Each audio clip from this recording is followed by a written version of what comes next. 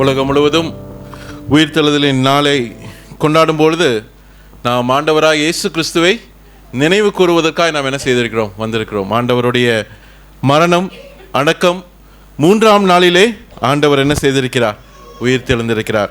ஆண்டவருக்கே எல்லா புகழும் மகிமையும் உண்டாவதாக. சற்று நேர தியானத்திற்காக 2000 ஆண்டுகளுக்கு முன்பதாக உயிர்த்தெழுதலின் நாளிலே என்ன நடந்தது, அது நம்மளுடைய வாழ்க்கையை எப்படி மாற்றப் போகிறது என்பதை குறித்த ஒரு சிந்தனையை உங்கள் மத்தியிலே நான் சொல்ல விரும்புகிறேன். இது ஏதோ ஒரு அறிவுபூர்வமான ஒரு செயல் மட்டுமல்ல. ஆண்டவராக இயேசு கிறிஸ்து 2000 ஆண்டுகளுக்கு முன்பதாக உயிர்த்தெழுந்தார் என்கிற செய்தி இந்த உலக மக்கள் எல்லாரும் அறிந்திருக்கிற ஒரு செய்தி தான். ஆனால் அது என்னுடைய வாழ்க்கை எப்படி மாற்றப் போகிறது என்பதை வேதாகமத்திலிருந்து ஒரு சில காரியங்களை நாம் என்ன செய்ய போகிறோம், சிந்திக்க போகிறோம். அதற்கு ஏதுவாக லூக்கா 24ஆம் அதிகாரத்தை நாம் திருப்பிக் கொள்வோம். லூக்கா 24ஆம் அதிகாரம், அதிலிருந்து முதல் சில வசனங்களை நான் வாசிக்க விரும்புகிறேன். லூக்கா 24ஆம் அதிகாரம் முதல் சில வசனங்கள். வாரத்தின் முதலாம் நாள் அதிகாலையிலே தாங்கள் ஆயத்தம் பண்ணின கந்த வர்க்கங்களை அவர் எடுத்துக்கொண்டு வேறு சில ஸ்திரீகளோட கூட கல்லறினிடத்தில் என்ன செய்தார்கள், வந்தார்கள் என்று நாம் பார்க்கிறோம். வாரத்தின் முதல் நாள். ஏன் நாம் ஞாயிற்றுக்கிழமை வாரத்தின் முதல் நாள் நாம் கூடி வருகிறோம்? இந்த வசனத்தின் அடிப்படையிலே உயிர்த்தெழுந்த நாள் எந்த நாளாய் காணப்படுகிறது? வாரத்தின் முதல் நாள். அந்த வாரத்தின் முதல் நாள் எந்த வேளையிலே அவர்கள் கூடி வந்தார்களாம்? அதிகாலை வேளையிலே. அதிகாலை வேலை என்று சொல்லும் பொழுது எத்தனை மணி? 9 மணியா, 10 மணியா? யூத மணி கணக்கிலே நம்ம பார்க்கும் பொழுது 4ஆம் ஜாமம் என்று சொல்லும் பொழுது அதிகாலை 3 மணி, 3 o'clock to 6 o'clock, 3 AM to 6 AM. அந்த ஒரு வேலை தான் அதிகாலை வேலை என்று நாம் பார்க்கிறோம். Very early in the morning, அதிகாலை வேலையிலே அவர்கள் எங்கே சென்றார்கள்? அந்த கல்லறின் இடத்துக்கு வந்தார்கள் என்று நாம் என்ன செய்கிறோம், பார்க்கிறோம். அங்கே வாரத்தின் முதல் நாள் அதிகாலையிலே தாங்கள் ஆயத்தம் பண்ணின கந்த வர்க்கங்களை அவர்கள் எடுத்துக்கொண்டு வேறு சில ஸ்திரீகளோட கூட கல்லறின் இடத்துக்கு என்ன செய்தார்கள், வந்தார்கள். என்ன எடுத்துக்கொண்டு வந்தார்கள்? கந்த வர்க்கங்கள். ஏன் கந்த வர்க்கங்களை கொண்டு வருகிறார்கள்? ஏனென்றால் அவர்கள் எதிர்பார்த்தது என்ன? ஒரு சவம், ஒரு டெட் பாடி. அந்த யூத கலாச்சாரத்தின் அடிப்படையிலே அவர்கள் என்ன செய்வார்கள்? முதல் 3 நாட்களுக்கு அவர்கள் அந்த டெட் பாடி மேலே என்ன செய்வார்கள்? கந்த வர்க்கம், அந்த ஸ்பைசஸை என்ன செய்வார்கள்? அந்த சரீரத்தின் மேலே ஊற்றக்கூடியவர்களாக இருப்பார்கள். அதன் அடிப்படையிலே ஞாயிற்றுக்கிழமை அதிகாலையிலே அவர்கள் என்ன செய்கிறார்கள்? இருட்டோடே எழுந்து அங்கே அந்த கந்த வர்க்கங்களை அவர்கள் அந்த டெட் பாடி, ஆண்டவராகிய இயேசு கிறிஸ்துவினுடைய சவத்தை அவர்கள் எதிர்பார்த்து அங்கே செல்லக்கூடியவர்களாய் காணப்பட்டார்கள் என்பதை குறித்து நாம் பார்க்கிறோம்.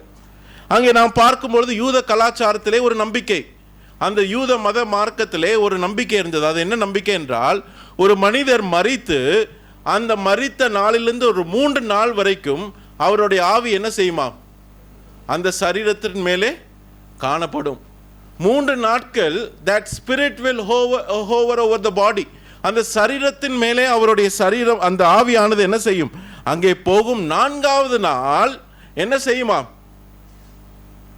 அந்த ஆவி அந்த சரீரத்தை விட்டு போகும். அதனால்தான் லாசரு எப்பொழுது ஆண்டவர் உயிர்த்தெழ செய்தார்? 4, அதாவது ஒன்றுமே முடியாத நிலைமையிலே, 1ஆவது நாள் 2 நாள் சரி ஆவி இருந்தது, அப்படியே உயிரோடு வந்துட்டாங்க அப்படின்னு சொல்லக்கூடிய நிலைமையில இல்லை. 4 நாட்கள் கழித்து அங்கே என்ன செய்யப்பட்ட லாசரு உயிர் பெறக்கூடியவராய் இருந்தார் என்பதை குறித்து நாம் பார்க்கிறோம். பேதுருவை கூட சிறைச்சாலையில் அடைபடும் போது அங்கே சபையானது என்ன செய்தார்கள்? ஊக்கமாய் ஜெபம் பண்ணினார்கள். ஊக்கமாய் ஜெபம் பண்ணும்போது அந்த விசுவாசிகள் நல்ல எதிர்பார்த்தா ஜெபம் பண்ணினார்கள். ஆண்டவரே பேதுருவை நீர் விடுதலை ஆக்கும். அங்கே பேதுரு என்ன செய்கிறார்? கதவை தட்டுகிறார். அந்த ரோதா என்னக்கூடிய பெண்மணி அங்கே கதவை திறக்கும் போது அந்த விசுவாசிகள் என்ன சொன்னார்கள்? அல்லேலூயா, பிரைஸ் தி லார்ட், பேதுரு வந்துட்டார் சொன்னாரு. அவனுடைய தூதன் அப்படின்னு சொன்னா அவனுடைய ஆவியா இருக்கலாம். அப்படின்னா என்ன அர்த்தம்? ஏரோது ராஜா அவருடைய தலை என்ன செஞ்சிட்டாரு? வெட்டிட்டாரு. நீ அவருடைய ஆவியை தான் என்ன செஞ்சிருப்ப? பார்த்துருப்ப. அவ்வளவு விசுவாசம். நம்மளுக்கு கூட உபவாச ஜப கூட்டத்தில் நம்ம பல ஜப குறிப்புக்காய் நம்ம என்ன செய்கிறோம், நம்ம ஜப குறிப்புக்காய் நம்ம ஜபம் செய்கிறோம். ஆனால் விசுவாசம் இல்லாமல் நம்ம என்ன செய்கிறோம், பல சமயம் ஜபம் பண்ணக்கூடியவர்களாக இருக்கிறோம். இங்கேயும் கூட நம்ம பார்க்கும் பொழுது அங்கே ஸ்திரீகள் அதிகாலையிலே ஞாயிற்றுக்கிழமை என்ன செய்கிறார்கள், வருகிறார்கள். எந்த கிழமை அவர் மரித்தார், வெள்ளிக்கிழமை. அப்போ ஏன் சனிக்கிழமை வரல, ஓய்வு நாள். இட் வாஸ் ஆன் த சாபத் டே. ஓய்வு நாளில் அவங்க வீட்டை விட்டு என்ன செய்ய மாட்டார்கள், வரமாட்டார்கள். வேற எந்த ஒரு வேலையும் என்ன செய்ய மாட்டார்கள், செய்ய மாட்டார்கள். அவர்களுக்கு எந்த ஒரு ரோட்டில் கூட என்ன செய்ய மாட்டார்கள், அவர்கள் நடக்க கூட மாட்டார்கள். ஓய்வு நாளிலே அவர்கள் எந்த ஒரு வேலையும் என்ன செய்ய மாட்டார்கள், செய்ய மாட்டார்கள். அதனால இந்த ஸ்திரீகள் வெள்ளிக்கிழமை ஆண்டவர் மரித்தாலும் சனிக்கிழமை என்ன செய்திருக்க வேண்டும், அந்த வர்க்கத்தை அவர்கள் அந்த சடலத்துக்கு போயிருக்க வேண்டும். ஆனால் அந்த போடாமல் அங்கே ஞாயிற்றுக்கிழமை காலையில் என்ன செய்தார்கள், அங்கே கல்லறையிடத்துக்கு வந்திருந்தார்கள் என்று நாம் பார்க்கிறோம். ஆனால் 2வது வசனத்தை வாசியுங்க. கல்லறையை அடைத்திருந்த கல் புரட்டி தள்ளப்பட்டிருக்கிறதை கண்டு. அப்ப அது ஸ்திரீகளுக்கு என்ன தெரியும், ஒரு கல்லறை இருக்கிறது, அங்கே கல் என்ன செய்யப்பட்டிருக்கிறது. அப்ப ஸ்திரீகளுக்கு ஒரு கேள்விகள் இருந்திருக்கலாம், அந்த கல்லை யார் புரட்டுவது, நம்மளுடைய அந்த கல்லறைக்கு அந்த கல்லை புரட்டுவதற்கு சில ஆண் துணையோ அல்லது பெரிய ஒரு புல்டோசரோ அல்லது ஜேசிபியோ என்ன செஞ்சிருக்கலாம், அவங்க கொண்டு போயிருக்காங்க. ஏன்னா சாதாரண ஸ்திரீகள்னாலே பெரிய கல், அந்த உருண்டை கல் என்ன செய்ய முடியாது. அவங்க சரி இதெல்லாம் எப்படி நடக்கும் அப்படியெல்லாம் அறிவுபூர்வமாக சிந்தித்து அந்த கல்லறையின் இடத்துக்கு வரல. இல்லை ஆண்டவர் உயிர் தெழுவார், உயிர் தெழுந்த தேவனை சந்திக்கலாம் என்று வரல. ஏன்னா அங்கே உயிர் தெழுந்த தேவனுக்கு அங்கே கந்த வர்க்கம் தேவையில்லை, அங்கே இறந்து போன சரீரத்துக்கு தான் என்ன தேவை. அப்போ அந்த கல்லை யார் புரட்ட முடியும், எப்படி தள்ள முடியும், அதெல்லாம் அவர்கள் என்ன செய்யவில்லை, யோசிக்கவில்லை. ஆனால் அவர்களுடைய அன்பு இயேசு கிறிஸ்துவின் மேல் இருந்த அந்த அன்பின் நிமித்தம் அவர்கள் அதிகாலையிலே எழுந்து என்ன செய்தார்கள், ஓடி வரக்கூடியவர்களாய் இருந்தார்கள். கல்லறையை பார்த்தவுடனே அங்கே அவர்களுக்கு ஒரு பெரிய அதிர்ச்சி காணப்பட்டது. அடைத்திருந்த கல் புரட்டி தள்ளப்பட்டிருக்கிறதை கண்டு உள்ளே பிரவேசித்து கர்த்தராகிய இயேசுவின் சரீரத்தை என்ன செய்யவில்லை, காணவில்லை என்று நாம் பார்க்கிறோம். அந்த கல்லை புரட்டினது யார் என்று அவர்கள் அறியாமல் அதை கண்டு மிகவும் அவர்கள் ஆச்சரியப்பட்டார்கள் என்று நாம் என்ன செய்கிறோம், பார்க்கிறோம். 4வது வசனத்தை வாசியுங்கள். அதை குறித்து மிகுந்த கலக்கமடைந்திருக்கையில் பிரகாசமுள்ள வஸ்திரம் தரித்த 2 பேர் அவர்கள் அருகே நின்றார்கள். சாதாரணமாக தூதர்கள் யாராலும் என்ன செய்ய முடியாது, பார்க்க முடியாது. Generally angels are invisible. ஆனால் சில சமயம் தூதர்கள் என்ன செய்வார்கள், காட்சி அளிக்கக்கூடியவர்களாக இருப்பாங்க. பிரகாசமுள்ள வஸ்திரம் தரித்த 2 பேர் அவர்களுக்கு அருகே நின்றார்கள். உஜாலா அட்வர்டைஸ்மெண்ட்லாம் பார்த்துருக்கீங்களா? உஜாலாவில் போய் முக்கிய எடுத்தோம்னா எப்படி இருக்கும், சட்டை நல்ல வெள்ளை பளிச்சுன்னு இருக்கும். அந்த வெளிச்சத்தை காட்டிலும் வெளிச்சம் நிறைந்த ஒரு பிரகாசமுள்ள வஸ்திரத்தை தரித்த 2 பேர் என்ன செய்தார்கள், நின்றார்கள். அந்த 2 பேர் யாராய் காணப்பட்டார்கள், தூதர்களாய் காணப்பட்டார்கள் என்று நாம் பார்க்கிறோம். அருமையானவர்களே, ஆண்டவர் சில சமயம் இந்த உலகத்துக்கு தூதர்களை என்ன செய்கிறார், அனுப்பக்கூடியவராய் இருக்கிறார். அந்த தூதர்கள் சில சமயம் அனுப்பும் பொழுது மனிதர்களை போல என்ன செய்யலாம், தோற்றம் அளிக்கலாம். சில சமயம் அவர்களை நாம் காணாமல் இருக்கலாம், சில சமயம் நாம் அவர்களை என்ன செய்ய முடியும், காண முடியும். அதான் எபிரேயர் 13ஆம் அதிகாரம் 1-2 வசனத்தில் நாம் பார்க்கும் பொழுது தூதர்களை குறித்து நாம் என்ன பார்க்கிறோம். எபிரேயர் 13ஆம் அதிகாரம் 1-2. சகோதர சிநேகம் நிலைத்திருக்க கடவது. வாசிங்க. அந்நியரை உபசரிக்க மறவாதிருங்கள், அதனாலே சிலர் அறியாமல் தேவதூதரையும் உபசரித்தது. அதனாலே சிலர் அறியாமல் தேவதூதரையும் என்ன செய்ததாம், உபசரித்தது உண்டு. இந்த கூட்டத்தில் யாராவது தேவதூதர்களை பார்த்துருக்கீங்களா? யாருமே பார்த்தது இல்லையா? ஆனா தேவதூதர்கள் உங்களுக்கு உதவி செய்த வண்ணமாக யாராவது எக்ஸ்பீரியன்ஸ் கேட்டிருக்கீங்களா? அப்படி யாரும் கேட்டது இல்லையா? என்னுடைய மனைவிக்கெல்லாம் அந்த ஒரு அனுபவம் என்னது இருந்தது. தேவதூதர்கள் சில சமயம் அங்கே ட்ரெயினில் அவங்க தப்பான ட்ரெயினில் ஏறிட்டாங்க. அந்த ட்ரெயினில் போகும்போது இந்த ட்ரெயின் தப்பான ட்ரெயின் அப்படின்னு சொல்லி அங்கே இறங்க வைத்து பாதுகாப்பாக என்ன செய்யப்பட்டார், அங்கே இறக்கப்பட்டார். அங்கே நான் திரும்பி பார்க்கும்பொழுது அந்த நபரை என்ன செய்யலை, பார்க்க முடியல. அப்படி சில பல சம்பவங்கள், தேவ ஊழியக்காரர்களுடைய சம்பவங்கள், பல மிஷினரிமார்களுடைய சம்பவங்கள்லாம் பார்க்கும் பொழுது தேவதூதர்கள் எவ்விதமாக தேவ மனிதர்களை காப்பாற்றினார்கள் என்கிற பல சாட்சிகள் நாம் என்ன செய்ய முடியும்? கேட்க முடியும். அதே போல தேவ தூதர்கள் நம்முடைய சேவைக்காக, நம்முடைய பாதுகாப்புக்காக ஆண்டவர் என்ன செய்திருக்கிறார்? இந்த உலகத்திலே வைத்திருக்கிறார் என்று நாம் பார்க்கிறோம். இங்கேயும் கூட உயிர்த்தெழுந்த நாளிலே பிரகாசமுள்ள வஸ்திரம் தரித்த 2 பேர் அங்கே அவர்கள் அருகே என்ன செய்தார்கள்? நின்றார்கள். கலக்கமடைந்த வேளையிலே, துக்கம் அடைந்த வேளையிலே, அவர்களுடைய வாழ்க்கையை, அடுத்த எதிர்காலத்தை நினைத்து அவர்கள் கலக்கமடைந்த அந்த வேளையிலே அங்கே தூதர்கள் அங்கே அருகே வந்து என்ன செய்தார்கள்? நின்றார்கள். 5ஆம் வசனத்தை வாசியுங்க. அந்த ஸ்திரீகள் பயப்பட்டு தலை கவிழ்ந்து தரையை நோக்கி நிற்கையில் அந்த 2 பேரும் அவர்களை நோக்கி, உயிரோடு இருக்கிறவரை நீங்கள் மரித்தோரிடத்தில் தேடுகிறதென்ன? உயிரோடு இருக்கிறவரை நீங்கள் மரித்தோரிடத்தில் தேடுகிறது என்ன? தூதர்களுடைய செய்தி என்ன? உயிரோடு இருக்கிறவரை நீங்கள் மரித்தோரிடத்தில் தேடுகிறது என்ன? இந்த உலகத்திலும் கூட அவர்களுடைய நம்பிக்கைக்காக, அவர்களுடைய விசுவாசத்திற்காக எங்கே போய் தேடுகிறார்கள்? மரித்தோர், எங்களுடைய மூதாயர்கள், எங்களுடைய அந்த கடவுள் என்று சொல்லி செத்து போன, மரித்து போன சடங்காச்சாரங்களையும், அங்கே எந்த விதமான ஜீவனும் கொடுக்கக்கூடிய கூடாத அந்த காரியங்கள் நபர்கள் மேலே என்ன செய்கிறார்கள்? நம்பிக்கை வைக்கிறார்கள். அங்கே தூதர்கள் கூட அந்த செய்தி, அந்த கேள்வி கேட்கக்கூடியவராக இருக்கிறார். உயிரோடு இருக்கிறவரை நீங்கள் மரித்தோரிடத்தில் தேடுகிறது என்ன? Why are you seeking the living one among the dead? மரித்து போன காரியத்தை நீங்கள் என்ன செய்ய வேண்டாம்? தேட வேண்டாம். அருமையானவர்களை, நாமும் கூட பல சமயம் செத்து போன சடங்காச்சாரங்களையும், உயிர் கொடுக்காத பலவிதமான உலக பிரகாரமான காரியங்கள் மேல் என்ன செய்கிறோம்? நம்பிக்கை வைக்கிறோம். ஆனால் உயிரோடு இருக்கக்கூடிய தேவன் நமக்கு இருக்கும் பொழுது மரித்து போன, செத்து போன சடங்காச்சாரங்களையும், செத்து போன நபர்கள் மேலேயும், ஜீவன் கொடுக்க முடியாத எந்த ஒரு நபர் மேலும் நம்ம என்ன செய்யக்கூடாது? விசுவாசம் வைக்கக்கூடாது. நம்முடைய விசுவாசம் யார் மேல் இருக்க வேண்டும்? உயிரோடு இருக்கக்கூடிய தேவன் மேலே. உயிரோடு இருக்கிறவரை நீங்கள் மரித்தோரிடத்தில் தேடுகிறேன். இந்த உலகம் முழுவதும் மரித்த காரியத்தின் மேல் என்ன செய்கிறது? தேடக்கூடியதா இருக்கிறது. உலகத்தின் தத்துவத்தை என்ன செய்யறாங்க? தேடக்கூடியவராக இருக்கிறாங்க. இந்த மனிதனுடைய தத்துவம் மேலானது என்று சொல்லி அந்த மரித்து போன தத்துவத்தை என்ன செய்கிறார்கள்? தேடக்கூடியவர்களாக இருக்கிறாங்க. இந்த உலகம் முழுவதும் அந்த விதமாய் தேடும்போது, இந்த ஞாயிற்றுக்கிழமை நாம் யாரை தேடி வந்திருக்கிறோம்? உயிரோடு இருக்கிற ஆண்டவராகிய இயேசு கிறிஸ்துவை நாம் என்ன செய்திருக்கிறோம்? தேட வந்திருக்கிறோம். அவர் கொடுத்த செய்தி என்ன? 6ஆம் வசனத்தை வாசியுங்கள். அவர் இங்கே இல்லை, அவர் உயிர்த்தெழுந்தார். அவர் இங்கே இல்லை, அவர் உயிர்த்தெழுந்தார் என்று நாம் பார்க்கிறோம். தமிழ்ல 2 வார்த்தை, அவர் உயிர்த்தெழுந்தார். ஆனால் கிரேக்க வார்த்தையிலே ஒரே ஒரு வார்த்தை தான், எகர்த்தே. எகர்த்தே என்று சொன்னால் அவர் உயிர்த்தெழுந்தார் என்கிற ஒரு வார்த்தை. ஒரே ஒரு வார்த்தை கிறிஸ்தவத்தை என்ன செய்கிறது? மற்ற எல்லா மதங்களை காட்டிலும் இந்த வார்த்தை என்ன செய்கிறது?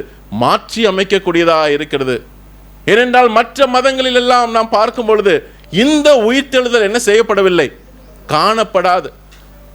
புத்த மதம் இருக்கிறது, இஸ்லாம் மதம் இருக்கிறது, மற்ற எல்லா மதங்களிலும் பார்க்கும் பொழுது அங்கே மரித்து போன தலைவர்களை தான் நாம் என்ன செய்கிறோம்? நாம் பார்க்கிறோம். ஆனால் கிறிஸ்தவத்திலே கிறிஸ்துவை பின்பற்றக்கூடியவர் அவர்தான் மரணத்தை மேற்கொண்டு அவர் உயிர் பெற்றவராக, உயிர்த்தெழுந்த தேவனாகி அவர் உயிர்த்தெழுந்தார். எகர்த்தே என்கிற வார்த்தை ஒரே வார்த்தையாக பயன்படுத்தப்பட்டிருக்கிறது என்பதை குறித்து நாம் பார்க்கிறோம். அடுத்தது 7ஆம் வசனத்தை வாசியுங்கள். மனுஷகுமாரன் பாவிகளான மனுஷர்கள் கைகளில் ஒப்பு கொடுக்கப்படவும் சிலுவையில் அறையப்படவும் 3ஆம் நாளில் எழுந்திருக்கவும் வேண்டும் என்பதாக அவர் கலிலேயாவில் இருந்த காலத்தில் உங்களுக்கு சொன்னதை நினைவு கூறுங்கள் என்றார்கள். வாசிங்க அடுத்தது. அப்பொழுது அவர்கள் அவருடைய வார்த்தைகளை நினைவு கூர்ந்து, மனுஷகுமாரன் பாவிகளுடைய மனுஷர் கையிலே ஒப்பு கொடுக்கப்படவும் சிலுவையில் அறையப்படவும் 3ஆம் நாள் எழுந்திருக்க வேண்டும் என்று அவர் கலிலேயாவில் இருந்த காலத்தில் உங்களுக்கு சொன்னதை நினைவு கூறுங்கள். இங்க ஊழியக்காரர் சொல்றாங்க, நீங்க பைபிள் ஸ்டடிக்கு வாங்க, இந்த போதனை கூட்டத்துக்கு வாங்க, ஜெப கூட்டத்துக்கு வாங்க. ஏன் ஒரு வாரம் மட்டும் நினைவு கூர்ந்தா போதும் இல்லை? வருஷத்துக்கு ஒரு முறை கூறினா போதும் இல்லை? ஏன் எல்லா வாரம் நமக்கு நினைவு கூறுகிறோம்? ஏனென்றால் நாம் மறக்கக்கூடிய தன்மையுடையவர்கள். இங்கேயும் கூட இந்த ஜனங்கள் என்ன செய்கிறார்கள்? மறக்கக்கூடியவர்களா இருந்தாங்க. இயேசு கிறிஸ்து சில நாட்களுக்கு முன்பதாக தான் சொன்னார், இந்த ஆலயத்தை நான் இடித்து 3ஆம் நாளிலே என்ன செய்வேன், எழுந்திருப்பேன். மனுஷகுமாரன் அங்கே அடிக்கப்பட்டு 3ஆம் நாளிலே உயிர் தழுவார் என்கிற தீர்க்க தரிசனம் இந்த சீஷர்களிடம், இந்த மக்களிடம் நேரடியாக என்ன செய்யப்பட்டது, சொல்லப்பட்டது. ஆனால் இவர்களுக்கு என்ன இல்லை, தலையில ஏறல. இவங்களுக்கு என்ன செய்யல, நினைவு கூற முடியவில்லை. அதனால்தான் ஆண்டவராகிய இயேசு கிறிஸ்துவை பின்பற்றக்கூடிய உண்மையான விசுவாசி, ஒரு உண்மையான கிறிஸ்துவத்தை நாம் பின்பற்ற வேண்டும் என்றால் கிறிஸ்து என்ன சொல்லி இருக்கிறார், கிறிஸ்துவோடைய வாழ்க்கையை என்றென்றும் நினைவு கூறுவதுதான் ஒரு கிறிஸ்துவ வாழ்க்கை என்று நாம் பார்க்க வேண்டும். நினைவு கூறுங்கள் என்றார். அப்பொழுது அவர்கள் என்ன செய்தார்கள், அவருடைய வார்த்தைகளை நினைவு கூர்ந்தார்கள். அருமையானவர்களே, இந்த உயிர்த்தெழுந்த நாளிலே நாம் செய்ய வேண்டிய முக்கியமான ஒரு வேலை, அவருடைய வார்த்தை என்ன செய்ய வேண்டும், நினைவு கூற வேண்டும். அவருடைய வாக்குத்தத்தங்களை நிறைவு கூற வேண்டும். அவர் சொன்ன அந்த தீர்க்க தரிசனங்களை என்ன செய்ய வேண்டும், நினைவு கூற வேண்டும். நாம் மறக்கக்கூடிய மனதுடையவர் என்று ஆண்டவர் என்ன செய்திருக்கிறார், தெரிந்திருக்கிறார்.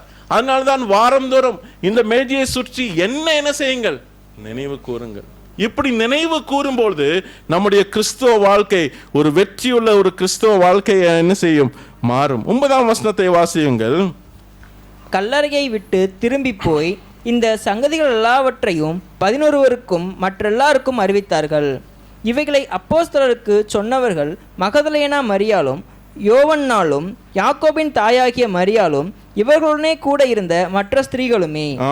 இந்த சங்கதிகளை எல்லாவற்றையும் 11 எத்தனை பேரு, சீஷர்கள் 11 பேர். ஒருத்தன் என்ன செஞ்சிட்டான், தூக்கு போட்டு செத்து போயிட்டான். மீதி எத்தனை பேர் இருக்கிறாங்க, 11 பேருக்கு. 11 பேருக்கு இந்த உயிர்த்தெழுதலின் செய்தி யார் தெரிவித்தார்கள்?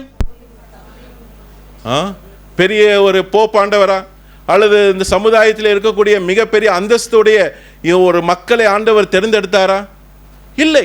அந்த காலகட்டத்தில் கோர்ட் சிஸ்டத்தில், நீதிமன்றங்களில் கூட ஒரு ஸ்திரீகள் ஒரு சாட்சி சொன்ன அந்த நீதிமன்றத்தில் என்ன செய்ய மாட்டாங்களாம், ஏற்றுக்கொள்ள மாட்டாங்க. அப்படிப்பட்ட ஒரு கீழ்த்தரமாக ஸ்திரீகள் என்ன செய்யப்பட்டார்கள், பார்க்கப்பட்டார்கள். ஆனால் இங்கே நாம் பார்க்கிறோம், இந்த உயிர்த்தெழுதலின் செய்தியை முதலாவதாக உலகத்துக்கு கொண்டு வர ஆண்டவர் பயன்படுத்தின பாத்திரம் யார்? சீஷர்களா? இல்லை. இங்கே நாம் பார்க்கிறோம், ஸ்திரீகள் தான் இந்த சங்கதிகளை எல்லாம் கேட்டு அந்த காரியங்கள் எல்லாம் 11 மற்ற எல்லாருக்கும் என்ன செய்தார்கள், அறிவித்தார்கள் என்று நாம் பார்க்கிறோம். அப்போஸ்தலருக்கு சொன்னவர்கள், அப்போஸ்தலருக்கு யார் சொன்னார்களாம், இந்த ஸ்திரீகள் என்ன செய்தார்கள், சொன்னார்கள். நீங்க நினைக்கலாம், ஐயோ ஸ்திரீகளுக்கு எந்த விதமான ஊழியமே இல்லையே, ஸ்திரீகளுக்கு எந்த விதமான காரியங்கள் இல்லையே. இங்கே நாம் பார்க்கிறோம், ஆண்டவர் ஒரு பெரிய ஊழியத்தை யார் கையில தான் கொடுத்தார், ஸ்திரீகளுடைய கையில. ஆண்டவர் இந்த ஸ்திரீகளுடைய பலவீனமான பாண்டங்கள் கைகளில் என்ன செய்திருக்கிறார், கொடுக்கக்கூடியவராக இருக்கிறார். நீங்கள் நினைக்கலாம், நான் ஒரு ஸ்திரீ தானே, ஆண்டவர் என்னுடைய வாழ்க்கையில என்ன செய்ய முடியும், என்னாலே ஒன்றும் செய்ய முடியாது என்று நாம் என்ன செய்யலாம், நினைக்கலாம். ஆனால் ஆண்டவர் உங்களுடைய வாழ்க்கையிலும் பெரிய காரியங்களை என்ன செய்கிறார், நிறைவேற்ற அவர் வல்லவராக இருக்கிறார். அங்கே 2000 ஆண்டுகளுக்கு முன்பதாக இந்த உயிர்த்தெழுதலின் செய்தியை சொல்லுவதற்காக, இந்த அப்போஸ்தலர்களுக்கு சொல்லுவதற்காக, இந்த 11 சீஷர்களுக்கும் சொல்லுவதற்காக யாரை பயன்படுத்தினார், ஸ்திரீகளை என்ன செய்தார், பயன்படுத்தினார் என்று நாம் பார்க்கிறோம். அடுத்தது 11ஆம் வசனத்தை வாசியுங்க. இவர்களுடைய வார்த்தைகள் அவர்களுக்கு வீண் பேச்சாக தோன்றினதினால் அவர்கள் இவர்களை நம்பவில்லை. ஸ்திரீகள் சொன்ன காரியம், நான் சொன்னேன்ல, அந்த சமுதாயத்தில் சொன்ன உடனே நம்பினாங்களா? அவங்க என்ன செய்யல, ஸ்திரீகள் சொன்ன காரியத்தை அவர்கள் நம்பவில்லை. அவர்கள் என்ன சொன்னார்கள், இந்த ஸ்திரீகள் சொல்லக்கூடிய வார்த்தைகள் வீண் பேச்சு, இதெல்லாம் நம்ப முடியுமா? அவர்கள் இவர்களை என்ன செய்யவில்லையாம், நம்பவில்லை. நீங்களும் இந்த சுவிசேஷ செய்தியை மற்றவர்களுக்கு சொல்லும் பொழுது மக்கள் என்ன செய்ய மாட்டார்கள், நம்ப மாட்டார்கள். அதனால நீங்க என்ன வேண்டாம், சோர்ந்து போக வேண்டாம். ஆண்டவர் உங்களை சொன்ன வேலையை நீங்கள் என்ன செய்தால் போதும், செய்தால் போதும். ஆண்டவர் இந்த உயிர்த்தெழுதலின் செய்தியை மற்றவர்களுக்கு சொன்னால், நான் கண்டது, நான் கேட்டது, நான் நம்பின காரியத்தை என்ன செய்ய வேண்டும், மற்றவர்களிடத்தில் சொல்ல வேண்டும். மக்கள் என்ன செய்ய மாட்டாங்க, நம்பவில்லை. ஆனால் 12ஆம் வசனத்துல பார்க்கிறோம், அங்க ஒரு டர்னிங் பாயிண்ட் பார்க்கிறோம். என்ன டர்னிங் பாயிண்ட்? பேதுருவோ எழுந்திருந்து கல்லறையின் இடத்திற்கு ஓடி, பேதுருவோ மற்ற எல்லாரும் என்ன செஞ்சாங்க, நம்பவில்லை. யாருமே நம்பவில்லை. ஆனால் பேதுருவோ என்ன செய்தார், எழுந்திருந்து கல்லறின் இடத்துக்கு ஓடி அதற்குள்ளே குனிந்து பார்க்கையில் சீலைகள் தனிப்பட வைத்திருக்க கண்டு சம்பவித்ததை குறித்து தன்னில் ஆச்சரியப்பட்டு கொண்டு போனான். இங்க நம்ம பார்க்கிறோம், நான் இஸ்ரேல் நாட்டிற்கு போகும்பொழுது அங்கே கல்லறை என்று சொல்லும் பொழுது அந்த வாசல் மிகவும் சிறிய வாசல். அங்கே குனிந்துதான் என்ன செய்ய வேண்டும், அந்த கல்லறைக்கு உள்ளே போக வேண்டும். அங்கே நாம் பார்க்கும் பொழுது இங்கேயும் ஓடி வந்து அதற்குள்ளே குனிந்து என்ன செய்கிறான், அவன் பார்க்கக்கூடியவனாய் இருக்கிறான். சீலைகள் தனிப்பட்டு இருக்கிறதை கண்டான். அங்கே சம்பவித்ததை குறித்து தன்னில் ஆச்சரியப்பட்டு போனான் என்று நாம் பார்க்கிறோம். அப்போ பேதுருடைய ரியாக்ஷன் என்னவாய் காணப்படுகிறது? உயிர்த்தெழுதல் செய்தியை அவன் பார்த்த உடனே ஆண்டவர் இங்கே இல்லை, அவர் உயிர்த்தெழுந்தார் என்கிற காரியத்தை கேட்ட உடனே அவன் என்ன செய்தான்? ஆச்சரியப்பட்டான் என்று நாம் he was surprised. இந்த உலகத்திலும் கூட இந்த ஈஸ்டர் நன்னாளிலே பலரும் என்ன செய்கிறார்கள், இந்த செய்தியானது இயேசு கிறிஸ்து உயிர்த்தெழுந்தார், இந்த செய்தி அவர்கள் கேட்ட உடனே அவர்களுடைய இருதயத்தில் என்ன வருகிறது? ஆச்சரியம் வருகிறது. அவர்களுடைய வாழ்க்கையில ஒரு வியப்பு வருகிறது. எப்படி ஒரு மரணம் அடைந்த ஒரு மனிதன் அங்கே உயிர்த்தெழுந்தார் என்கிற செய்தியானது அவர்கள் கேட்கும் பொழுது ஆச்சரியம் வருகிறது. பல சமயம் அந்த ஆச்சரியத்துடன் நம்மளுடைய வாழ்க்கை என்ன செய்யுது, முடிவடையக்கூடியதாக இருக்குது. ஆண்டவர் உயிர்த்தெழுந்தார், ஓ பெரிய காரியம், ஆச்சரியமா இருக்குது, ரொம்ப பெரிய காரியம், ரொம்ப அதிசயமா இருக்கு பிரதர். மரணம் அடைந்தார், 3ஆம் நாளிலே உயிர்த்தெழுந்தார், ஆச்சரியமா இருக்குது, இது ஒரு ஆச்சரியமான செய்தி அப்படின்னு சொல்லி கேட்டுட்டு அப்படியே போனா நம்மளுடைய வாழ்க்கையில ஏதாவது வித்தியாசம் காணப்படுமா? அதுதான் இன்றைக்கு நான் உங்கள் மத்தியிலே சொல்ல நான் விரும்புகிறேன். நம்முடைய வாழ்க்கையிலே உயிர்த்தெழுதலின் செய்தி என்ன செய்ய வேண்டும்? நம்முடைய வாழ்க்கை என்ன செய்ய வேண்டும்? மாற்றப்பட வேண்டும். பேதுருடைய வாழ்க்கையை எவ்விதமாக இந்த உயிர்த்தெழுதலின் செய்தி மாற்றினதோ அதே போல நம்முடைய வாழ்க்கையும் என்ன செய்ய வேண்டும்? இந்த உயிர்த்தெழுதலின் செய்தி மாற்ற வேண்டும். இந்த ஈஸ்டர் நாளிலே உயிர்த்தெழுதலின் தேவனை நான் கண்டு நான் ஆச்சரியப்பட்டேன், வியந்து போனேன், நான் அதிசயத்தை நான் கண்டு நான் வியந்து அப்படியே ஆச்சரியத்துக்குள்ளானேன் என்கிற அந்த அனுபவம் மட்டுமல்ல, அதனால என்னுடைய வாழ்க்கை என்ன செய்ய வேண்டும்? மாற்றி அமைக்க வேண்டும் என்பதை குறித்து பேதுருடைய வாழ்க்கையிலிருந்து சில காரியங்கள் நான் என்ன செய்ய போகிறேன், நான் உங்கள் மத்தியிலே சிந்திக்க போகிறேன். பேதுருடைய வாழ்க்கையை குறித்து நாம் பார்க்கும் பொழுது இயேசு கிறிஸ்துவுடன் மிக அருகாமையிலே இருந்த 3 சீஷர்களில் ஒருவராய் காணப்பட்டார். நம்ம பார்க்கும்பொழுது உயிர் தெழுந்துவதற்கு முன்பதாக பேதுருடைய வாழ்க்கை எப்படி இருந்தது, உயிர் தெழுந்த பின்பதாக பேதுருடைய வாழ்க்கை எப்படி இருந்தது என்பதை சற்று நேரம் நாம் என்ன செய்ய போகிறோம், நாம் தியானிக்க போகிறோம். மத்தேயு 16ஆம் அதிகாரம் 15ஆம் வசனத்திலிருந்து சில வசனங்களை நாம் வாசிக்க கேட்போம். மத்தேயு 16ஆம் அதிகாரம் 15ஆம் வசனத்திலிருந்து சில வசனங்களை வாசிக்க கேட்போம். அப்பொழுது அவர், நீங்கள் என்னை யார் என்று சொல்லுகிறீர்கள் என்று கேட்டார். சீமோன் பேதுரு பிரதியுத்தரமாக, நீர் ஜீவனுள்ள தேவனுடைய குமாரனாகிய கிறிஸ்து என்றான். இயேசு அவனை நோக்கி, யோனாவின் குமாரனாகிய சீமோனே, நீ பாக்கியவான், மாம்சமும் இரத்தமும் இதை உனக்கு வெளிப்படுத்தவில்லை, பரலோகத்தில் இருக்கிற என் பிதா இதை உனக்கு வெளிப்படுத்தினார். என்னை யார் இந்த ஜனங்கள் கூறுகிறார்கள் என்று சொல்லும் பொழுது சிலர் யோவான் ஸ்நானகன், சிலர் எரேமியா, சிலர் தீர்க்கதரிசி ஒருவர் என்று சொல்கிறார்கள். அதற்கு அவர், நீர் யார், நீங்கள் என்ன யார் என்று சொல்கிறீர்கள் என்று இயேசு கேட்டபோது அங்கே 16ஆம் வசனத்தில் நாம் என்ன பார்க்கிறோம்? சீமோன் பேதுரு பிரதியுத்தரமாக, நீர் ஜீவனுள்ள தேவனுடைய குமாரனாகிய கிறிஸ்து என்றார். ஆண்டவருடைய சிறப்பு வெளிப்பாடு, the special revelation was with Peter. ஒரு மிகப்பெரிய வெளிப்பாடு, மிகப்பெரிய ஒரு அறிவு பேதுருவுக்கு என்ன செய்தது இருந்தது. இது மாம்சமும் இரத்தமும் அது உனக்கு வெளிப்படுத்தவில்லை, நீ ஒரு பாக்கியவான், பரலோகத்தில் இருக்கிற என் பிதா இதை உனக்கு வெளிப்படுத்தினார். 18ஆம் வசனத்தை வாசிங்க. மேலும் நான் உனக்கு சொல்லுகிறேன், நீ பேதுருவாய் இருக்கிறாய், இந்த கல்லின் மேல் என் சபையை கட்டுவேன், பாதாளத்தின் வாசல்கள் அதை மேற்கொள்வதில்லை. இந்த கல்லின் மேல் என் சபையை கட்டுவேன், பாதாளத்தின் வாசல்கள் அதை மேற்கொள்வதில்லை. அருமையான இந்த பேதுருவுக்கு சிறப்பு வெளிப்பாடு, சிறப்பான ஒரு ஆசீர்வாதம்.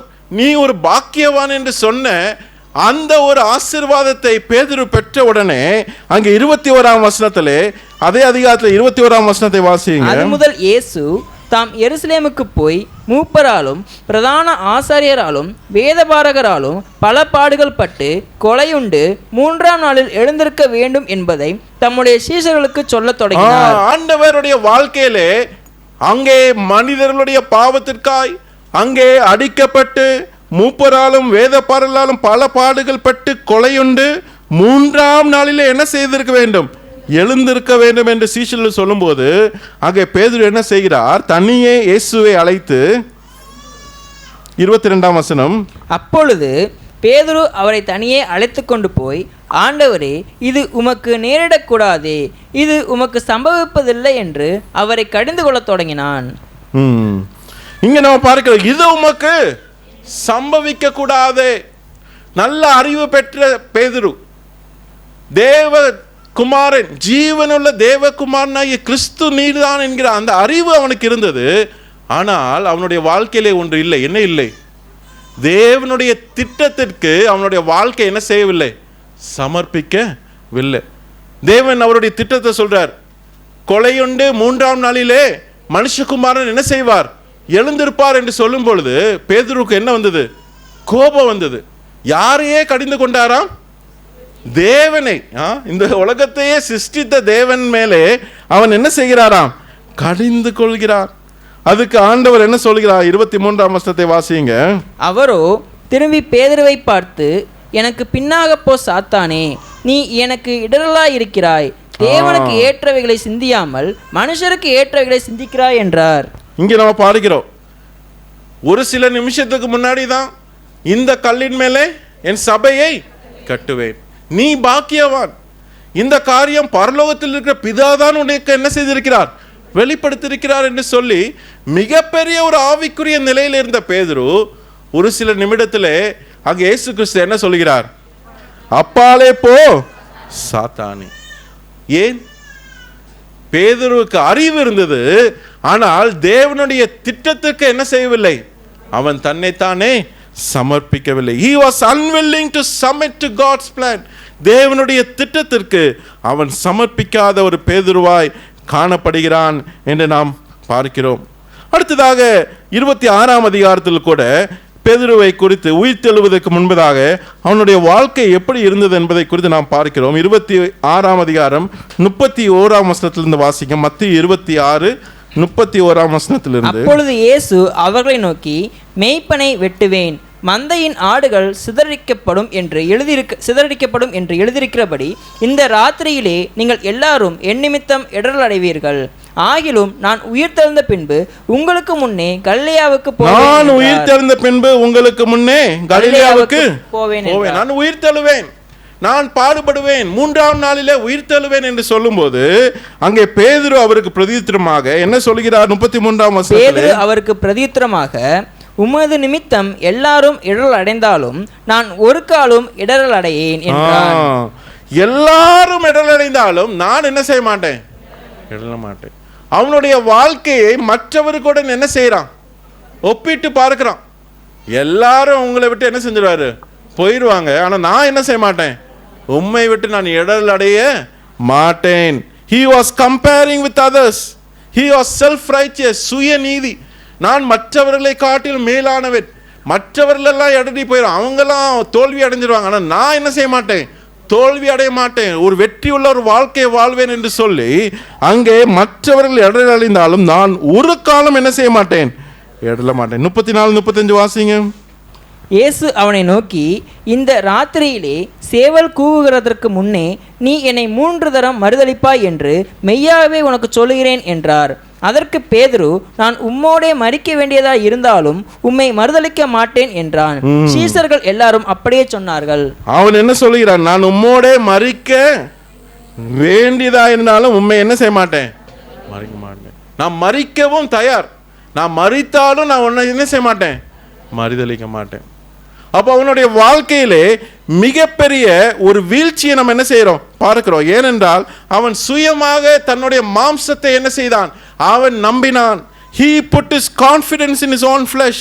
தன்னுடைய மாம்சத்தின் மேல் நம்பிக்கை வைத்து மற்றவர்களை ஒப்பிட்டு பார்த்து நான் மற்றவர்களை காட்டிலும் மேலான மனிதன் என்று சொல்லி அங்கே ஆண்டவர் அதற்கு ஒரு பிரதியுத்தரமாக அங்கே அவனுக்கு ஜெபம் பண்ண வேண்டும் என்று சொல்லி அங்கே 40ஆம் வசனத்தை வாசியுங்கள். 40ஆம் வசனம்.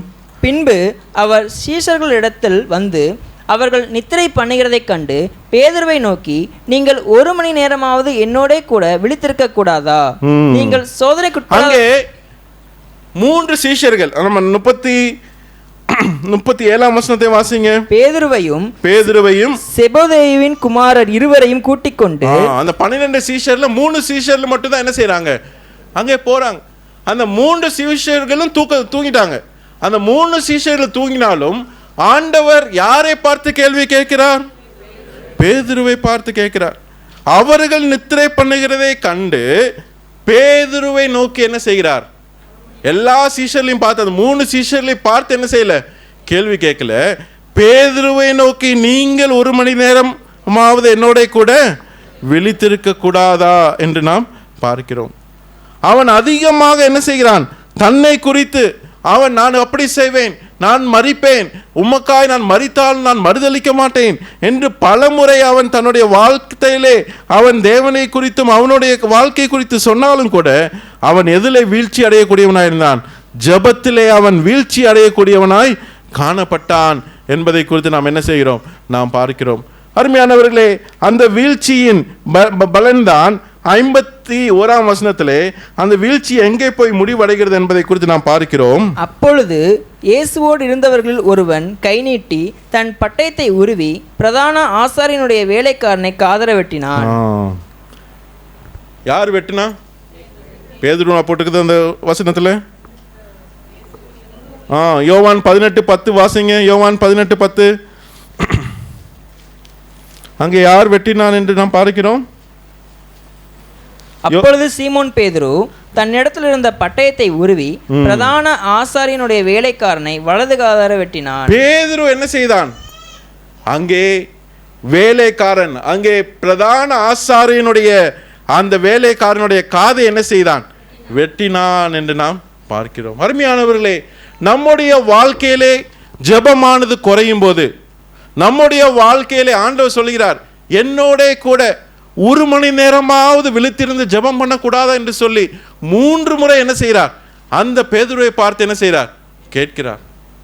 ஆனால் அவர்கள் என்ன செய்கிறாங்க? நல்ல நித்திரை நித்திரை நித்திரை நித்திரை. ஜெபம் என்னது? வரவே இல்லை. இங்கேயும் பாஸ்டர் என்ன சொல்றாங்க? ஜெப கூட்டத்துக்கு வாங்க, உபவாச ஜெப கூட்டத்துக்கு வாங்க. ஆனால் நம்ம என்ன சொல்றோம்? பல காரணங்களை சொல்லி வீட்டில் இருக்கிறோம். இங்கே நம்ம பார்க்கிறோம், அவனுடைய வாழ்க்கையில ஜெபம் குறையும் பொழுது அவனுடைய வாழ்க்கையில எது அதிகமானது? கோபம் அதிகமானது. கோபம் அதிகமானதுனாலே அவன் பட்டயத்தை எடுத்து என்ன செய்யறான்? இதை நினைத்து தான் ஆண்டவர் சொல்றார், உன்னுடைய கோபத்தை குறைக்க வேண்டும், உன்னுடைய மாம்சத்தை குறைக்க வேண்டும் என்றால் நீ என்ன செய்ய வேண்டும்? ஜெபத்திலே அதிகரிக்க வேண்டும். The lack of prayer will make our flesh more inclined to sin. நம்மளுடைய ஜெபத்திலே குறைவு ஏற்படும் போது மாம்சத்திலே வீழக்கூடியவர்களாய் நாம் என்ன செய்கிறோம்? நாம் காணப்படுகிறோம். நமக்கு பொறுமை இல்லாமல் காணப்படுகிறது, மற்றவர்கள் மேல் இரக்கம் இல்லாமல் காணப்படுகிறது. நம்மளுடைய உள்ளான மனிதன் அங்கே பலப்படாமல் சோர்ந்து போகக்கூடியவனாய் என்ன செய்கிறான்? காணப்படுகிறான் என்பதை குறித்து நாம் பார்க்கிறோம்.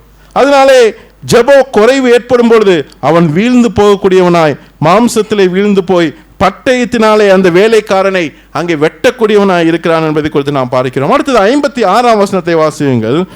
இரண்டாவதாய் நாம் பார்க்கும் பொழுது, ஆகிலும் தீர்க்கதரிசிகள் எழுதியிருக்கிற வசனங்கள் நிறைவேறும்படி இவைகள்லாம் சம்பவிக்கிறது என்றார்.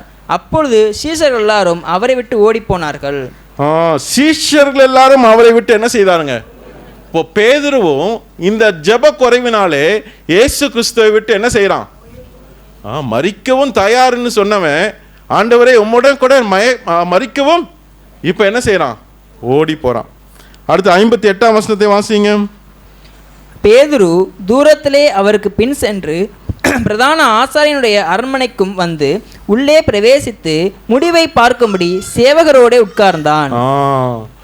இப்போ நாம் பார்க்கிறோம், இப்போ ஆண்டவரை இப்போ எங்க செய்யறான்? தூரத்திலிருந்து என்ன செய்யறான்? க்ளோஸ் சர்க்கிள் இருந்தான்.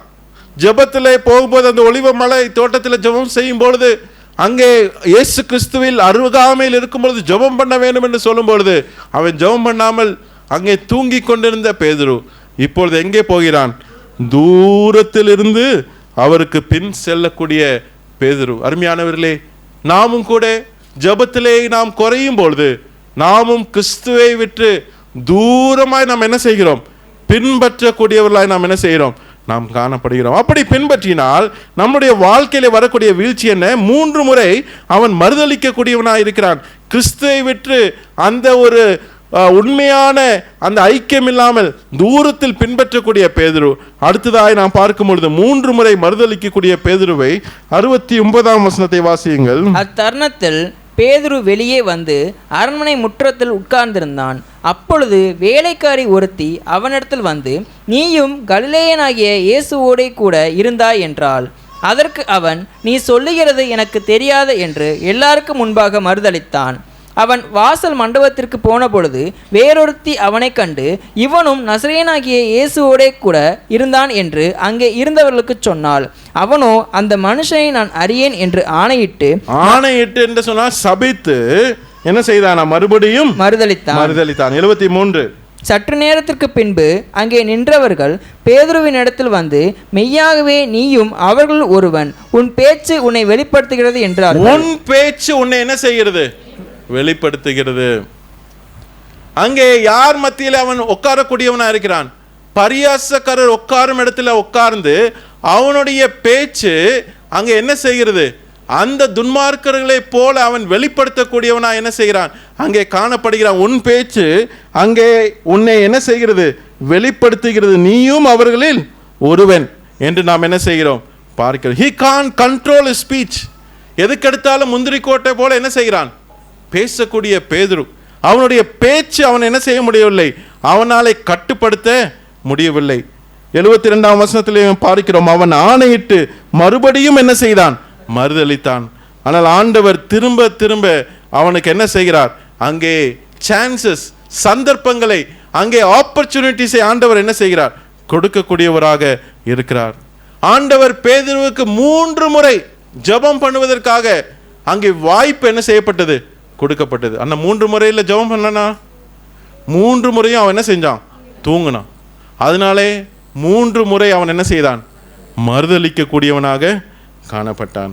அருமையானவர்களே, நாமும் கூட நம்முடைய ஆவிக்குரிய வாழ்க்கையிலே சோர்வடையும் பொழுது, வீழ்ச்சி அடையும் போது நம்முடைய வாழ்க்கை மற்றும் பாதிக்கப்படுவதல்ல, அது மற்றவர்களையும் என்ன செய்யுது? அது பாதிக்கப்படக்கூடியதாய் இருக்கிறது என்பதை நாம் அறிய வேண்டும். அதுதான் நாம் யோவான் 21:1ஆம் வசனத்திலே அவனுடைய வாழ்க்கையை குறித்து நாம் பார்க்கிறோம். யோவான் 21 உயிர் தெழுந்த பின்பதாக பேதுரு என்ன சொல்கிறார் என்பதை யோவான் 21:1. இவைகளுக்கு பின்பு இயேசு திபேரியா கடற்கரையிலே மறுபடியும் சீஷருக்கு தம்மை வெளிப்படுத்தின விவரமாவது, சீமோன் பேதுருவும் திதிமு எண்ணப்பட்ட தோமாவும் கலிலேயா நாட்டிலுள்ள கானா ஊரானாகிய நாத்தான்வேலும் செபுதேயுவின் குமாரரும் அவருடைய சீஷரில் வேறு 2 பேரும் கூடியிருக்கும் போது சீமோன் பேதுரு மற்றவர்களை நோக்கி, மீன் பிடிக்கப் போகிறேன் என்றான். அதற்கு அவர்கள், நாங்களும் உம்முடனே கூட வருகிறோம் என்றார்கள். நம்ம லூக்கா 24ஆம் அதிகாரத்திலே பார்க்கிறோம். உயிர் தெழுந்த இயேசு கிறிஸ்துவை பார்த்து அவன் என்ன செய்தான்? ஆச்சரியப்பட்டான். பின்புதான் 21ஆம் அதிகாரத்தில், நம்ம யோவான் 21ஆம் அதிகாரத்தில் இயேசு அங்கே மறுபடியும் சீஷருக்கு தம்மை என்ன செய்தார்? வெளிப்படுத்தினார். உயிர் தெழுந்த பின்பதாகவும் என்ன செய்தார்? வெளிப்படுத்தினார். ஆனாலும் அவனுடைய வாழ்க்கையிலே மாற்றம் வந்ததா? அவன் என்ன செய்யறான்? திரும்பவும் நான் என்ன செய்யறேன்? மீன் பிடிக்க போறேன். அவன் மீன் பிடிக்க போறதை கேட்ட உடனே மற்ற சீஷர்கள் என்ன செய்யறாங்க? நாங்களும் உம்முடனே கூட வருகிறோம். நீங்க நினைக்கலாம் நான் மட்டும்தானே பின்வாங்கி போறேன்னு. ஆனா உங்களை பார்த்து ஒரு 10 விசுவாசி என்ன செய்வான்? பின்மாறிவான். நான் மட்டும்தானே ஜெப கூட்டத்துக்கு வரல, அந்த சிஸ்டர் வரல, இல்லை நானும் என்ன செய்ய போறேன்? நானும் வீட்டில் இருக்க போறேன். நம்முடைய ஆவிக்குரிய வாழ்க்கை மற்ற விசுவாசிகளும் என்ன செய்யுது? பாதிக்கக்கூடியதா இருக்கிறது. இங்கே பேதுருவும் கூட பின்வாங்கி நான் மீன் பிடிக்க போகிறேன் என்று சொல்லும்போது மற்றவர்களும் என்ன செய்யறாங்க? நாங்களும் உம்முடனே கூட வருகிறோம் என்று நாம் பார்க்கிறோம். அருமையானவர்களை, இங்கே நாம் பார்க்கும் பொழுது ஆண்டவர் அந்த கலிலேயா கடலிலே இந்த சம்பவமானது என்ன செய்கிறது, நடக்கக்கூடியதா இருக்கிறது. இதே சம்பவம் தான் 3 ஆண்டுகளுக்கு முன்பதாக ஆண்டவர் பேதுருவை நோக்கி என்ன செய்கிறார், நீ மீன் பிடிக்கக்கூடியவனாக அல்ல, மனுஷனை பிடிக்கிறவனாய் நான் மாற்றுவேன், you will be the fishers of men. ஆனால் திரும்பவும் அவனுடைய வாழ்க்கை எங்கே தான் போகிறது, மீன் பிடிக்க போகக்கூடிய ஒரு வாழ்க்கை. ஆனால் அதே கலிலேயா, அதே அந்த கடல் ஓரத்திலே ஆண்டவர் என்ன செய்கிறார், திரும்பவும் அவனை சந்திக்கக்கூடியவராக இருக்கிறார் என்பதை நாம் 21ஆம் அதிகாரம் 9ஆம் வசனத்தை வாசியுங்கள். அவர்கள் கரையிலே வந்திறங்கின போது கரிநெருப்பு போடப்பட்டிருக்கிறதையும் அதன் மேல் மீன் வைத்திருக்கிறதையும் அப்பத்தையும் கண்டார்கள். இயேசு ஆண்டவர் ஒரு பெரிய ஒரு விருந்து என்ன செய்றார், ஆண்டவருக்கு சமைக்க தெரியுமா தெரியாதா? கேட்கல, என்னது இவ்வளோ தயக்கமா சொல்றீங்க? ஸ்திரீகளுக்கு மட்டும்தான் தெரியுமா? ஆண்களுக்கும் என்னது, ஆண்டவர் என்ன செய்யறாராம், அங்கே மீன் வைத்திருக்கிறதையும் அப்பத்தை வைத்திருக்கிறதையும் என்ன செஞ்சாங்க, கண்டார்கள். ஆண்டவர் நல்லா என்ன செய்யறார், அப்பத்தையும் மீனையும் எல்லாம் செஞ்சு அங்கே என்ன செஞ்சிருக்கிறார், சீஷர்கள் பங்கெடுக்க அங்கே புசித்துக் கொள்வதற்காக என்ன செய்தார், அந்த கடற்கரையிலே அவர் வைக்கக்கூடியவராக இருக்கிறார் என்பதை குறித்து நாம் பார்க்கிறோம். அந்த ஒரு சீன், ஆண்டவர் அந்த ஒரு பழைய ஒரு சீனை என்ன செய்கிறார், திரும்பவும் ஒரு வாய்ப்பை கொடுத்து அங்கே பேதுருவை அழைக்கக்கூடியவராய் இருக்கிறார் என்பதை 12ஆம் வசனத்தை வாசிங்க. 12ஆம் வசனம். இயேசு அவர்களை நோக்கி, வாருங்கள் போஜனம் பண்ணுங்கள் என்றார். அவரை கர்த்தரென்று சீசர்கள் அறிந்தபடியினால் அவர்கள் ஒருவனும் நீர் யார் என்று கேட்க துணியவில்லை. அதுக்கு பின்பதாக நாம் அந்த வசனங்கள் எல்லாம் நமக்கு தெரியும்.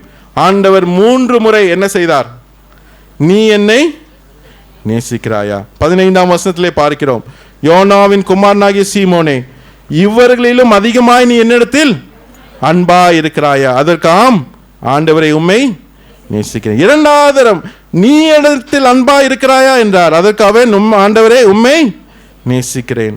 17ஆம் வசனம். 3ஆம் தரம் என்ன செய்கிறார், ஆண்டவரே நீர் எல்லாவற்றையும் அறிந்திருக்கிறேன், நான் உம்மை நேசிக்கிறேன், நீர் அறிவீர் என்றார். என் ஆளுகளை மேய்ப்பாயாக என்று சொல்லப்பட்டிருக்கிறது. ஆண்டவர் 3 முறை பேதுருவை ஜெபம் செய்ய அழைத்தார். ஆனால் 3 முறை என்ன செய்தான், அவன் தோல்வி அடைந்தான். அது நிமித்தம் அவன் 3 முறை என்ன செய்தான், இயேசு கிறிஸ்துவை அறியேன் அவரை 3 முறை என்ன செய்தான், மறுதளித்தான்.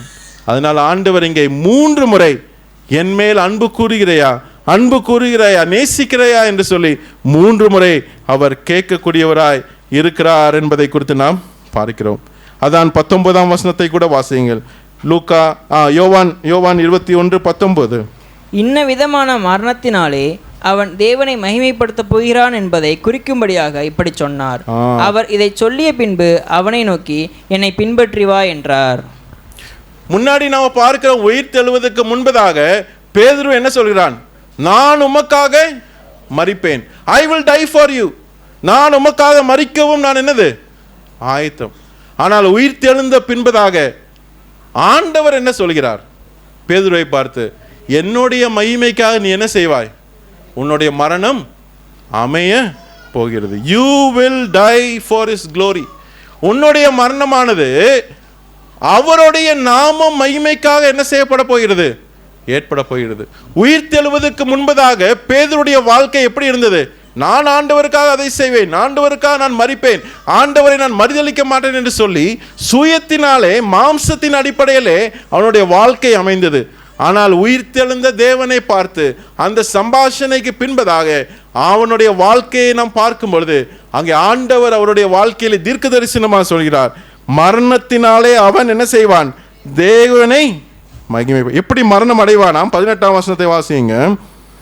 நீ இளவயதுள்ளவனாய் இருந்தபோது உன்னை நீயே அரைகட்டி கொண்டு உனக்கு இஷ்டமான இடங்களிலே நடந்து திரிந்தாய். நீ முதிர் வயதுள்ளவனாகும் போது உன் கைகளை நீட்டுவாய், வேறொருவன் உன் அறையை கட்டி உனக்கு இஷ்டமில்லாத இடத்துக்கு உன்னை கொண்டு போவான் என்று மெய்யாவே உனக்கு சொல்லுகிறேன் என்றார். சபை வரலாறு விதமாய் சொல்லுகிறது. இயேசு கிறிஸ்துவை சிலுவையில் என்ன செஞ்சாங்க, அறைந்தாங்க. ஆனால் பேதுருவை அறையும் போது இந்த சிலுவை எப்படிப்பட்டதாய் மாற்றப்பட்டது, தலைகீழாக நான் இயேசு கிறிஸ்துவை போல நான் என்ன செய்ய மாட்டேன், சிலுவையில் அறைய விரும்பவில்லை. இந்த சிலுவையில நாம் பார்க்கும் பொழுது எத்தனை கோடு காணப்படுகிறது? எத்தனை கோடு? 4 கோடா? மேலே இருந்து கீழே, இந்த சைட்ல இருந்து இந்த சைடு, மேலே இருந்து கீழே. எதை காமிக்கிறது என்றால் அங்கே தேவனுடைய கோபாக்கினை நம்மேல் என்ன செய்ய வேண்டும், வர வேண்டும். தேவனாகிய பிதாவினுடைய கோபாக்கினை மனுஷராகிய பாவம் நிறைந்த மனுஷன் மேல் வர வேண்டும். ஆனால் அந்த கோபாக்கினை யார் எடுக்கக்கூடியவராய் காணப்பட்டார்? தேவனுடைய குமாரன் என்ன செய்தார்? அந்த கோபாக்கினை எடுத்துக்கொண்டார். அதனாலதான் இந்த பாத்திரம் என்னை விட்டு நீங்க கொடுமானால் நீங்கட்டும். அதனாலே நமக்கு என்ன ஏற்பட்டது? மேற்குக்கும் கிழக்குக்கும் எவ்வளவு தூரமோ அவ்வளவு தூரம் நம்முடைய பாவங்கள் என்ன செய்யப்பட்டது? ஃப்ரம் ஈஸ்ட் டு வெஸ்ட், அவ்வளவு தூரம் நம்முடைய பாவங்கள் என்ன செய்யப்பட்டது? மன்னிக்கப்பட்டது என்பதை குறித்து நாம் பார்க்கிறோம். அருமையானவர்களே, அங்கே பேதுரும் கூட இதே போல நான் சிலுவையில் அறைய நான் விரும்பவில்லை, என்னை தலைகீழாக என்ன செய்யும், நான் மறிக்கிறேன். அங்கே தேவன் அங்கே சொன்ன அந்த தீர்க்க தரிசனம், அவன் சொன்ன தீர்க்க தரிசனம் அல்ல. இன்னைக்கு பலரும் அவங்களுடைய தீர்க்க தரிசனம் என்ன செய்யறாங்க, சொல்லக்கூடியவங்களா இருக்கிறாங்க. ஆனால் தேவன் சொன்ன தீர்க்க தரிசனம், நீ என்னுடைய நாமத்துக்காக என்ன செய்வ, மரணம் அடைவ. இன்னொரு வசனத்தை கூட நான் வாசித்து நான் நிறைவு செய்ய விரும்புகிறேன். லூக்கா 22ஆம் அதிகாரம், லூக்கா 22:31-32 வசனத்தை வாசிங்க. பின்னும் கர்த்தர், சீமோனே சீமோனே. லூக்கா 22:31-32.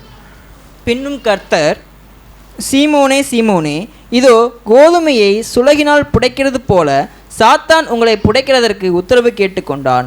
நானோ உன் விசுவாசம் ஒளிந்து போகாதபடிக்கு உனக்காக வேண்டிக் கொண்டேன். நீ குணப்பட்ட பின்பு உன் சகோதரை ஸ்திரப்படுத்து என்றார். நீ குணப்பட்ட பின்பு உன் சகோதரை என்ன செய், ஸ்திரப்பட்டு. இங்கே யாருக்காக வேண்டிக் கொள்கிறார்? ஆண்டவர் பேதுருவை பார்த்து வேண்டிக் கொள் என்று சொல்லும்போது அவன் என்ன செய்யல, வேண்டிக் கொள்ளல. ஆனால் இங்கே யாருக்காக வேண்டிக் கொள்கிறார்? பேதுருவுக்காக தேவன் என்ன செய்கிறார், வேண்டிக் கொள்கிறார். God is praying, interceding for each one of us. நம்முடைய வாழ்க்கைக்காக யார் ஒருவர் பரிந்து பேசிக் கொண்டிருக்கிறார்? தேவன் என்ன செய்து கொண்டிருக்கிறார், பரிந்து பேசிக் கொண்டிருக்கிறார். நம்முடைய பாவத்துக்காய் மரித்த தேவன் மட்டுமல்ல, நம்முடைய பாவத்துக்காய் அடக்கம் பண்ணப்பட்டு 3ஆம் நாளிலே உயிர்த்தெழுந்த தேவன் மட்டுமல்ல, இன்றைக்கு பிதாவாகிய தேவனுடைய வலது பாசத்திலே அவர் என்ன செய்கிறார், நமக்காக பரிந்து பேசக்கூடிய பிரதான ஆசாரியனா என்ன செய்கிறார், இருக்கிறார். He is not only a risen God. அவர் உயிர்த்தெழுந்த தேவன் மட்டுமல்ல, அவர் நமக்காக என்ன செய்கிறார், பரிந்து பேசக்கூடிய தேவனுமா இருக்கிறார். அவர் நமக்காக வேண்டிக் கொள்ளக்கூடிய தேவனா என்ன செய்கிறார், இருக்கிறார். இன்றைக்கு பலரும் பல கோவிலில் போய் மரியாதை எனக்காக என்ன செய்யுங்க, வேண்டிக் கொள்ளுங்க. அப்போஸ்தலனை பார்த்து இந்த பரிசுத்தவானை எனக்காக என்ன செய்யுங்க.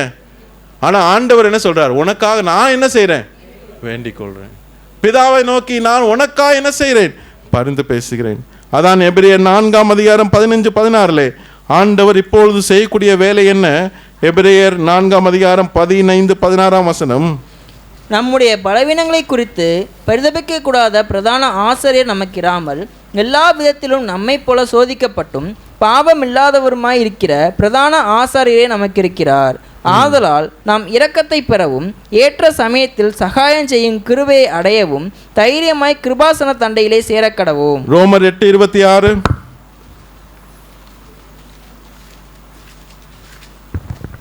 அந்தபடியே ஆவியானவரும் நமது பலவீனங்களில் நமக்கு உதவி செய்கிறார். நாம் ஏற்றபடி வேண்டிக் கொள்ள வேண்டியதென்னதென்று அறியாமல் இருக்கிறபடியால் ஆவியானவர் தாமே வாக்கு கடங்காத பெருமூச்சுகளோடு நமக்காக வேண்டுதல் செய்கிறார். யார் நமக்காக வேண்டுதல் செய்கிறார்? ஆவியானவர் நமக்காக என்ன செய்கிறார்? இயேசு கிறிஸ்து நமக்காக வேண்டுதல் செய்தார் என்று நாம் பார்க்கிறோம். இப்போது பரிசுத்த ஆவியானவர் நமக்காக என்ன செய்கிறார்? வேண்டுதல் செய்யக்கூடியவராக இருக்கிறார். அப்போ தேவனே நமக்காக வேண்டுதல் செய்யும்போது நம்ம ஆண்டவரிடம் வேண்டக்கூடாதா? அதனால்தான் அங்கே பேதுரு கடைசி அவருடைய வாழ்க்கையிலே அவர் நிருபத்தை எழுதும்போது 1 பேதுரு 4ஆம் அதிகாரம் 7ஆம் வசனத்தில் நாம் பார்க்கும் பொழுது பேதுரு அவனுடைய வாழ்க்கையில ஏற்பட்ட வீழ்ச்சியினாலே பேதுரு என்ன சொல்கிறார்? 1 பேதுரு 4ஆம் அதிகாரம் 7ஆம் வசனம். எல்லாவற்றுக்கும் முடிவு சமீபமாயிற்று, ஆகையால் தெளிந்த புத்தியுள்ளவர்களாயிருந்து ஜெபம் பண்ணுவதற்கு ஜாக்கிரதை உள்ளவர்களாயிருங்கள். ஜெபத்தில் நான் வீழ்ந்து போனேன், ஜெபத்தில் நான் என்ன செஞ்சிட்டேன்? தூங்கி கொண்டிருந்தேன். நான் ஆண்டவரை மறுதளித்தேன். நான் என் மாம்சத்திலே நான் கோபமான பேச்சு பேசி காதை வெட்டக்கூடியவனாய் தேவனுடைய பிளானுக்கு நேராக நாம் சமர்ப்பிக்க கூடாதவனாய் நான் காணப்பட்டேன். இப்பொழுது ஜெபம் பண்ணுவதற்கு ஜாக்கிரதை உள்ளவனாய் இருங்கள் என்று சொல்லி மற்றவர்களை என்ன செய்கிறான்? ஸ்திரப்படுத்துகிறான். 5ஆம் அதிகாரம், அதே புத்தகத்தில் 5ஆம் அதிகாரம் 6, 7, 8. ஆகையால் ஏற்ற காலத்திலே தேவன் உங்களை உயர்த்தும்படிக்கு அவருடைய பலத்த கைக்குள் அடங்கியிருங்கள். அவர் உங்களை விசாரிக்கிறவர் ஆனபடியால் உங்கள் கவலைகளை எல்லாம் அவர் மேல் வைத்து விடுங்கள். ஏற்ற காலத்திலே தேவன் என்ன செய்ய வேண்டும்? உயர்த்த வேண்டும் என்றால் நீங்கள் என்ன செய்ய வேண்டுமாம்? நீங்கள் தாழ்த்த வேண்டும். அவருடைய கைக்குள்ளே என்ன செய்ய வேண்டும்? எப்படி அடங்கி இருக்க முடியும்? அதான் அடுத்த வசனத்தில் ஆன்சர் பார்க்கிறோம். என்ன ஆன்சர்? அவர் உங்களை விசாரிக்கிறவரானபடியால் உங்கள் கவலைகளை எல்லாம் அவர் மேல் வைத்து விடுங்கள். அப்போ ஆராதனை கூட்டத்தை காட்டிலும் எந்த கூட்டத்துக்கு தான் அதிகம் பேர் வர வேண்டும்? ஜெப கூட்டத்துக்கு. உங்களை தாங்களே நாம தாழ்த்தி ஏற்ற காலத்திலே உயர்த்த வேண்டும் என்றால் நம்முடைய பாரங்கள், நம்முடைய கவலைகள் எல்லாம் யார் மேலே வைத்து விட வேண்டும்? அப்போ அவர் மேல் வைத்து விடக்கூடிய சமயம்தான் என்ன கூட்டம்? ஜெப கூட்டமாய் காணப்படுகிறது. ஏற்ற காலத்திலே தேவன் உங்களை உயர்த்தும்படி அவர் கைக்குள்ளே அடங்கி இருக்க வேண்டும் என்றால் நம்முடைய கவலைகள் எல்லாம் அவர் மேல் என்ன செய்ய வேண்டும்? வைத்து விட வேண்டும். ஏனென்றால் அவர் உங்களை விசாரிக்கிறவராய் இருக்கிறார். அதனால தான் 8ஆம் வசனத்திலே பார்க்கிறோம், தெளிந்த புத்தியுள்ளவராய் இருங்கள், விழித்திருங்கள், ஏனெனில் உங்கள் எவனை விழுங்கலாமோ என்று வகை தேடி சுற்றி தெரிகிறான். பேதுரு சொல்றான், நான் விழுந்து போனேன், நான் விழித்திருக்காமல் நான் என்ன செஞ்சேன்? தூங்கி கொண்டிருந்தேன். நான் தெளிந்த புத்தி இல்லாமல் மாம்சத்தின் மேலே என்ன செஞ்சேன்? நான் சார்ந்தேன். ஆனால் இப்பொழுது நான் உயிர் தெழுந்த தேவன் மேலே நான் நம்பிக்கை வைத்ததினாலே இப்பொழுது என்னுடைய வாழ்க்கை என்ன செய்தது? மாற்றி அமைக்கப்பட்டது. இப்பொழுது எனக்கு தெளிந்த புத்தி, இப்பொழுது எனக்கு விழிப்புள்ள மாம்சம், எனக்கு இப்பொழுது நான் சிங்கத்தை போல கட்சிக்கிற அந்த பிசாசு வந்தாலும் கூட எனக்கு தெளிந்த புத்தி உள்ளவனாய் அவனை மேற்கொள்ளக்கூடிய சக்தி எனக்கு இருக்கிறது. ஏற்ற காலத்திலே தேவனை உயர்த்தும்படி நான் அவர் கைக்குள் அடங்க வேண்டும் என்றால் நான் ஜெபத்திலே எல்லா விதமான கவலைகள் எல்லாம் நான் என்ன செய்ய வேண்டும்? அவர் மேலே வைத்து விடுங்கள். மூல பாஷையில நாம் பார்க்கும் பொழுது இந்த கவலைகள் எல்லாம் அவர் மேல என்ன செஞ்சிடணுமா? எரிஞ்சிடணும். cast away, cast all your burdens என்று சொல்லும் பொழுது அதெல்லாம் என்ன செஞ்சிருங்க? இப்போ உங்க கையில வந்து உங்க மனைவி சொல்றாங்க இதெல்லாம் குப்பை தொட்டியில போடுங்க அப்படின்னு சொன்னீங்கன்னா அது வந்து அப்படியே மெதுவா வச்சுட்டு உங்க ஆபீஸ்ல வச்சு கொஞ்ச நேரம் வச்சிருப்பீங்களா? எவ்வளவு தூரத்துல எவ்வளவு சீக்கிரம் அந்த குப்பையை வெளியே போடணும் என்ன செய்வோம்? போடும். அதே விதமாக ஒரு குப்பையை நம்ம எப்படி எவ்வளவு தூரத்தில் நம்ம வீசி தூக்கி எறிகிறோமோ அதே விதமாக நம்மளுடைய கவலைகள் எல்லாம் என்ன செய்ய வேண்டும்? அவர் மேலே என்ன செஞ்சிடணும்? தூக்கி போட்டுடணும். நம்ம அந்த கவலைகளை நம்ம என்ன செய்ய வேண்டாம்? தூக்கி சுமத்த வேண்டாம் என்று நாம் பார்க்கிறோம். அருமையானவர்களே, இந்த உயிர்த்தெழுதலின் நாளிலே பேதுருடைய வாழ்க்கையை ஆண்டவர் எவ்விதமாக மாற்றினார்? உயிர்த்தெழுவதற்கு முன்பதாக அவருடைய வாழ்க்கையிலே தோல்விக்கு மேலே தோல்வி. விழித்திருந்து ஜெபம் பண்ணுங்கள் என்று சொல்லும் பொழுது அவன் என்ன செய்தான்? தூங்கி கூடியவனாய் இருந்தான். 3 முறை ஜெபிக்க தவறினவன் 3 முறை என்ன செய்தான்? மறுதளிக்க கூடியவனாய் இருந்தான். ஆனால் ஆண்டவர் 3 முறை அவனுக்கு ஒரு சவால் செய்து என்ன செய்தார்? இவர்களை காட்டிலும் என்மேல் நேசிக்கிறாயா, அன்பு கூறுகிறாயா என்று சொல்லும் பொழுது நான் அன்பு கூறுகிறேன் என்று சொல்லி 3 முறை அவன் என்ன செய்கிறான்? தன்னுடைய வாழ்க்கையை ஒப்பு கொடுக்கக்கூடியவனாய் இருக்கிறான். அதுக்கு ஆண்டவர் சொல்லக்கூடிய பதில் என்ன? என் மந்தையை feed my sheep.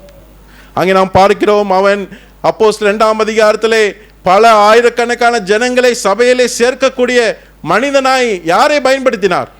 பேதுருவை பயன்படுத்தக்கூடியவராய் காணப்பட்டார் என்பதை குறித்து நாம் என்ன செய்கிறோம்? பார்க்கிறோம். நம்ம இந்த காலை வேளையிலே நம்ம நினைக்கலாம், ஆண்டவரே நான் ஒரு பலவீனமுள்ள ஒரு மனுஷன், எனக்கு ஆண்டவரே வீழ்ச்சிக்கு மேலே வீழ்ச்சி தான், தோல்விக்கு மேலே தோல்வி, ஆவிக்குரிய வாழ்க்கையை நான் வளர விரும்புகிறேன், ஆனாலும் மாம்சமானது பலவீனம் உள்ளதா இருக்கிறது, ஆவி உற்சாகம் உள்ளதான், ஆனால் மாம்சம் பலவீனம் என்று சொல்லி பல சமயம் நாம் தோல்வியை பார்க்கக்கூடியவர்களாக இருக்கிறோம். ஆனால் பேதுருடைய வாழ்க்கையை நாம் பார்க்கும் பொழுது உயிர் தெழுந்த தேவனுக்கு பின்பதாக அவனுடைய வாழ்க்கை என்ன செய்யப்பட்டது? மாற்றப்பட்டது என்பதை குறித்து நாம் பார்க்கிறோம். கடைசியாக ஒரு வசனத்தை வாசிக்க விரும்புகிறேன். 2 கொரிந்தியர் 12ஆம் அதிகாரம் 9ஆம் வசனத்திலே ஆண்டவர் எப்படி பலவீன பாண்டத்தை பயன்படுத்துகிறார் என்பதை 2 கொரிந்தியர் 12:9. அதற்கு அவர், என் கிருபை உனக்கு போதும், பலவீனத்திலே என் பலம் பூரணமாய் விளங்கும் என்றார். ஆகையால் கிறிஸ்துவின் வல்லமை என்மேல் தங்கும்படி என் பலவீனங்களை குறித்து நான் மிகவும் சந்தோஷமாய் மேன்மை பாராட்டுவேன். என்னுடைய பலவீனத்திலே யாருடைய வல்லமை என்மேல் தங்குமாம்? கிறிஸ்துவின் வல்லமை. நம்முடைய சரீரம் பலவீனம் உள்ளதுதான், வீழ்ந்து போகக்கூடிய மாம்சம்தான். ஆனால் யாருடைய வல்லமை என்மேல் தங்குமாம்? கிறிஸ்துவின் வல்லமை என்மேல் தங்கும் போது என்னுடைய வாழ்க்கையிலே ஜெயம் கொள்ளக்கூடிய ஒரு வாழ்க்கையை என்ன செய்யும்? மாற்றி. எவ்விதமாய் பேதுருடைய வாழ்க்கையை தேவன் மாற்றினாரோ அதே விதமாக உயிர்த்தெழுந்த தேவன் நாம் தரிசிக்கும் பொழுது வெறும் ஆச்சரியமாய் அதிசயமாய் பார்ப்பது மட்டுமல்ல, என்னுடைய வாழ்க்கை என்ன செய்ய வேண்டும்? மாற்ற வேண்டும். ஏதோ மரணத்திலே முடிவடையக்கூடிய ஒரு வாழ்க்கை அல்ல. நம் ஆதியாகமத்திலே பார்க்கும்பொழுது அது யோசேப்போட மரணத்தோடு என்ன செய்யுது? 50ஆம் அதிகாரம் முடிவடைகிறது. உபாகமத்தில் முடியும் போது மோசேயினுடைய மரணத்தோடு உபாகமம் என்ன செய்யுது? முடிவடைகிறது. யோசுவாவுடைய புத்தகம் பார்க்கும்போது யோசுவாவுடைய மரணத்துடன் என்ன செய்யுது? முடிவடைகிறது. ஆனால் சுவிசேஷ புத்தகத்திலே யாருடைய சம்பவத்தோடு முடிவடைகிறது? ஆண்டவராகிய இயேசு கிறிஸ்துவோடைய உயிர்த்தெழுதலினாலே. அந்த உயிர்த்தெழுதலினாலே எல்லா காரியங்களும் என்ன செய்யப்படுகிறது? மாற்றப்படுகிறது என்பதை குறித்து நாம் பார்க்கிறோம். ஆண்டவருடைய முதல் வருகையிலே அவர் நம்மை போல என்ன செய்தார்? மாறினார். ஆனால் அவருடைய உயிர்த்தெழுதலின் மூலமாய் இப்பொழுது நாம் யாரை போல மாறுகிறோம்? we are becoming like him என்பதை குறித்து நாம் பார்க்கிறோம். இன்கார்னேஷன், அவருடைய முதல் வருகையிலே நாம் அவர் நம்மை போல என்ன செய்தார்? மாம்சமாய். ஆனால் அவருடைய உயிர்த்தெழுதலினாலே நாம் அவரை போல we are becoming like him என்பதை குறித்து நாம் பார்க்கிறோம். அருமையானவர்களே, இந்த உயிர்த்தெழுதல் செய்தி இன்றைக்கு நம்முடைய வாழ்க்கை என்ன செய்ய வேண்டும்? அவரை போல மாற்றி அமைக்க ஆண்டவர் விரும்புகிறார். பேதுருடைய வாழ்க்கையை மாற்றினால் இன்றைக்கு உங்களுடைய வாழ்க்கையை மாற்ற அவர் என்ன செய்கிறார்?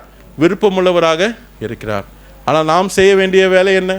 ஏதோ உயிர்த்தெழுதலின் தேவனை பார்த்து ஆச்சரியப்படக்கூடிய ஒரு வாழ்க்கை மட்டுமல்ல, அவருக்கு நேராக நம்மளுடைய வாழ்க்கை என்ன செய்ய வேண்டும்? ஒப்பு கொடுக்க வேண்டும். ஏற்ற காலத்தில் தேவன் உங்களை உயர்த்தும்படி அவருடைய கைக்குள் என்ன செய்ய வேண்டும்? அடங்கி இருக்க வேண்டும். உங்கள் கவலைகளெல்லாம் அவர் கைக்குள் என்ன செய்ய வேண்டும்? அதை எரிந்து விட்டு அவரிடம் ஒப்படைத்து விட்டு, ஏனென்றால் அவர் உங்களை என்ன செய்கிறார்? விசாரிக்கிறவராக இருக்கிறார். அவர் உங்களுக்காக என்ன செய்கிறார்? வேண்டுதல் செய்யக்கூடியவராக இருக்கிறார். நீங்க ஜெப கூட்டத்துக்கு வராமல் இருந்தாலும், நீங்கள் பல சமயம் ஜெபத்தில் தவறி இருந்தாலும் கூட ஆண்டவர் உங்களுக்காய் அனுதினமும் 24 மணி நேரம் 7 நாளும் ஆண்டவர் உங்களுக்காய் பரிந்து பேசக்கூடியவராக என்ன செய்கிறார்? இருக்கக்கூடியவராக இருக்கிறார். நீங்கள் தோல்விக்கு மேல் தோல்வி இருந்தாலும் ஆண்டவர் உங்களுடைய வாழ்க்கையை பார்க்கும் பொழுது ஜெயம் கொடுக்கக்கூடிய தேவனாய், மனிதனாய், மனுஷியாய், சகோதரன் சகோதரியாய், அங்கே ஆண்டவருடைய கிரியைகளிலே பெருகக்கூடிய ஒரு வாழ்க்கை, ஜெயம் கொள்ளக்கூடிய ஒரு வாழ்க்கையை என்ன செய்கிறார்? பார்க்கக்கூடியவராக இருக்கிறார். அதனால நீங்கள் உங்களுடைய வாழ்க்கையை பார்த்து, ஐயோ என் வாழ்க்கையில எந்த விதமான முன்னேற்றம் வராது, என்னுடைய வாழ்க்கையிலே சோர்வுக்கு மேல் சோர்வு, என்னுடைய வாழ்க்கையிலே தோல்விக்கு மேலே தோல்வி, என்னை விடுவிக்கார் யாரும் இல்லை, என்மேல் என்னுடைய எதிர்காலம் அங்கே எந்த விதமான முன்னேற்றம் இருக்காது என்று சொல்லி நீங்கள் முடங்கி இருக்க வேண்டாம். இந்த உயிர்த்தெழுதினாலே உயிர்த்தெழுந்த இயேசு கிறிஸ்துவை நாம் பார்க்கும் பொழுது நமக்கு பிரகாசமான எதிர்காலம் நமக்கு இருக்கிறது. நமக்கு ஒரு ஆச்சரியமான எதிர்காலம் மட்டுமல்ல, நம்மளை மாற்றி அமைக்கக்கூடிய டிரான்ஸ்ஃபார்மிங் பவர், மாற்றி அமைக்கக்கூடிய ஜீவனை ஆண்டவர் கொடுக்கக்கூடியவராக இருக்கிறார். பேதுருடைய வாழ்க்கையை நமக்கு ஆண்டவர் மாற்றி இருந்தார். நம்முடைய ஒவ்வொருடைய வாழ்க்கையும் மாற்றி அவர் வல்லமையுடையவராக இருக்கிறார். அவருடைய வாழ்க்கைக்கு நாம் ஒப்பு கொடுப்போம். ஆண்டவர் தாமே இந்த வசனங்களை நமக்கு ஆசீர்வதித்து கொடுப்பாராக.